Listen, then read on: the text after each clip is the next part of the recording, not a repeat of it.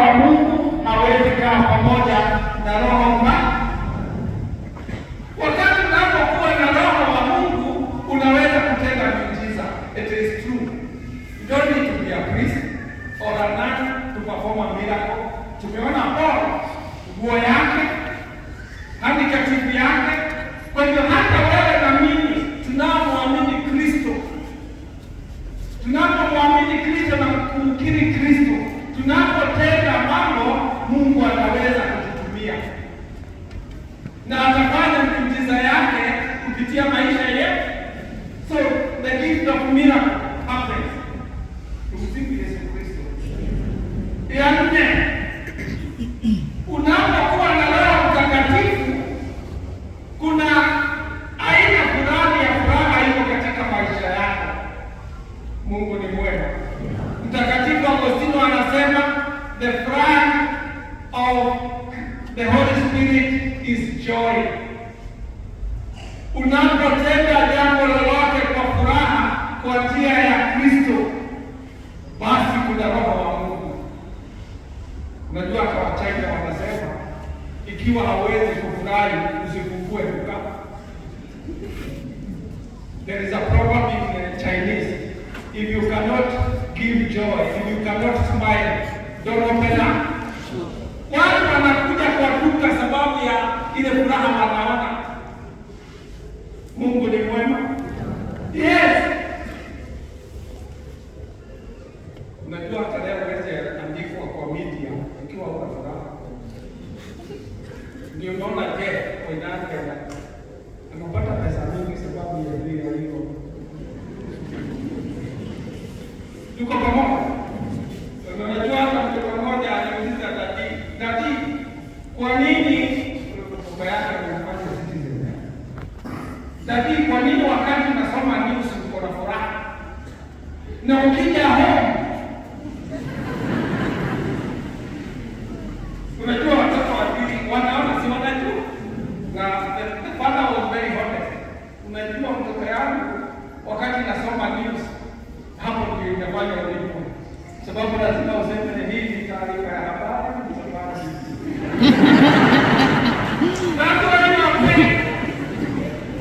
Ndio maana mtoto akamwambia basi, dadi, usiseme mama kulipe. So that you get joy at home. Ukifika home, hauna furaha, lakini kwa TV uko na furaha. God is good. Tunda moja la Roho Mtakatifu is to radiate joy. Wakati unapokuwa na furaha, unaleta tumaini kwa wengine. Wakati unapokuwa na furaha, wengine wanaweza kukukaribia. Wakati unapokuwa na furaha, unaleta tumaini.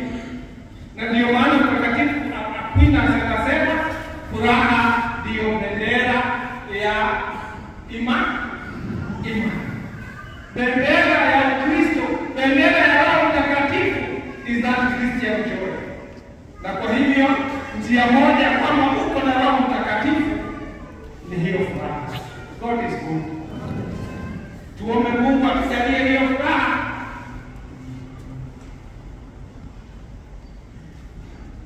Tuna lingine la Roho Mtakatifu ni kwamba unaweza peana sababu ya tumaini lako.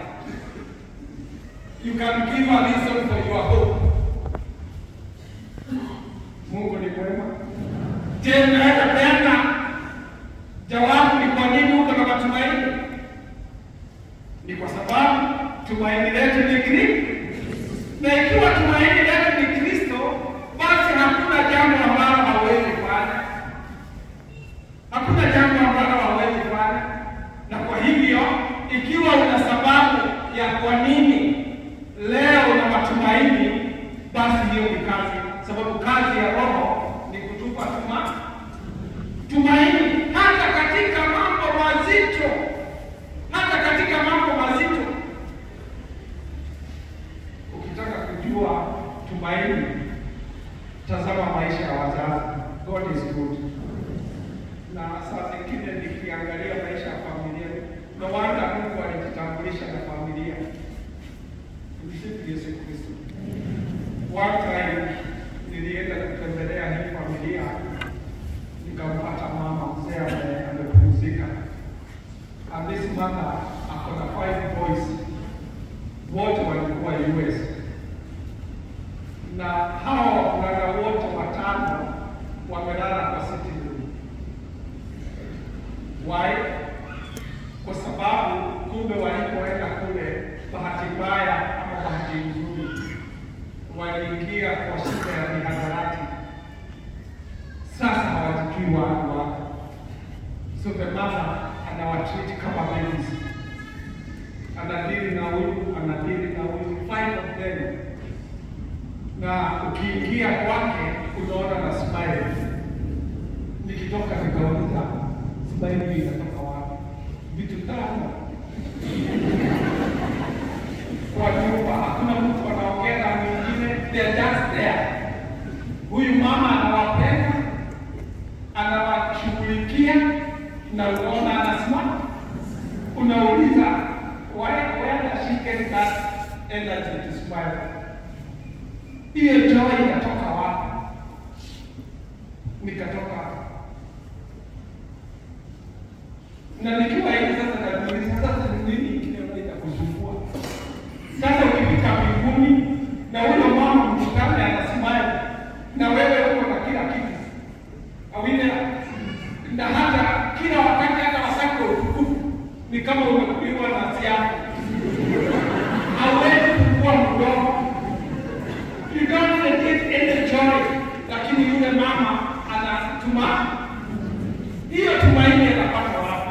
It is the reason. It is a sign of the Holy. Mungu ni mwema. Ya mwisho, ukiwa na Roho Mtakatifu, you have what we call intellectual curiosity. Una tamaa ya kujua zaidi juu ya imani yako. Hiyo ni dalili moja ya Roho Mtakatifu. Kutamani kuelewa zaidi. Utaelewa kivipi? Utaelewa kwa kusoma, utaelewa kwa kuuliza, utaelewa kwa kuchimba ili uelewe imani yako zaidi. Mungu ni mwema. Do you have that desire ya kujua juu ya imani yako zaidi? Ama ulitosheka na kelele?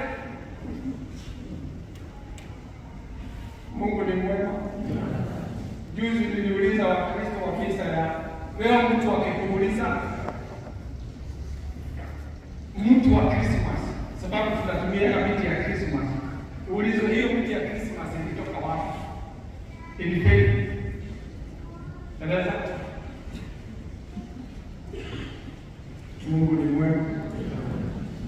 Hapo tukiona lazima tuwe na tamaa ya kujua vitu vingine. Leo tunasherehekea Pentekoste. Huwa tunaongea juu ya Simon Mkirene. Si ni kweli? Simon Mkirene tunaambiwa alikuwa ametoka wapi? Atuanzie hapo kwa sababu wewe. Simon Mkirene alikuwa anatoka wapi? Shambani. Shamba yake ilikuwa wapi?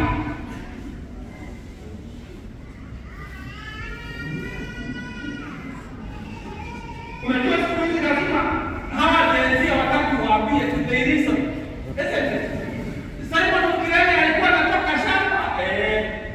Na kwao ni wapi? Kirene iko wapi? Libya. Enda kwa Atlas. Libya na Jerusalem ni kilomita ngapi?